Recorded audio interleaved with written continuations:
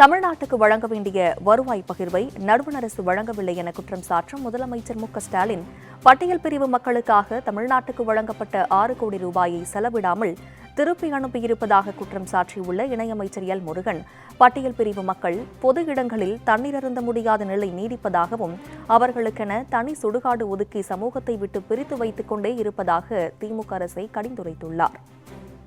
மத்திய அரசில் அவங்க நம்மளுடைய மரியாதைக்குரிய நிதியமைச்சர் அவர்கள் ஒவ்வொரு முறை சொல்லியிருக்காங்க, எதுலப்பா உங்களுக்கு நிதி கொடுக்கலாம் அந்த இதை சொல்லுங்கன்னு சொல்லியிருக்காங்க.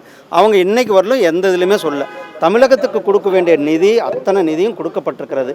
அவர்கள் செலவு செஞ்சு அந்த யூட்டிலிட்டி சர்டிஃபிகேட் கொடுக்கணும், அது கொடுக்கறது இல்லை.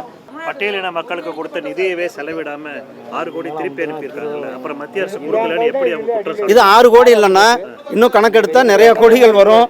நீங்கள் ஒரு இதில் சொல்லியிருக்கீங்க, திமுக அரசாங்கம் பட்டியலின மக்களை ஓட்டு வங்கிக்காக மட்டும்தான் பயன்படுத்தி கொண்டிருக்கிறார்கள். திமுக அரசாங்கம் பட்டியலின மக்களினுடைய வளர்ச்சி மேலேயோ அவர்களுடைய மேம்பாட்டு மேலேயோ எந்தவித அக்கறையும் கிடையாது. பட்டியலின மக்களுக்கு அது என்ன ஹாஸ்டலுக்கு பேரு தான் மாற்றிருக்கிறாங்க. ஆனால் அந்த ஹாஸ்டலுக்கு மாணவர்களுக்கு உணவில்லை, மாணவர்களுக்கு குடி தண்ணீர் இல்லை.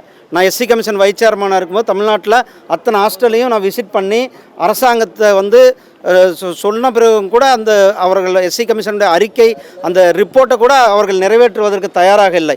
பட்டியலின மக்களை தனி சுடுகாடுகள் இருந்து கொண்டு இருக்கிறது. பட்டியலின மக்களுக்கு தனித்தனியாக தண்ணி பிடிச்சி குடிக்கிற சூழ்நிலையில் தான் இன்றைக்கி இருந்து கொண்டு இருக்கிறது. அதனால் அவர்களுக்கெல்லாம் பட்டியலின மக்கள் மேலே எந்தவித அக்கறையும் இல்லை.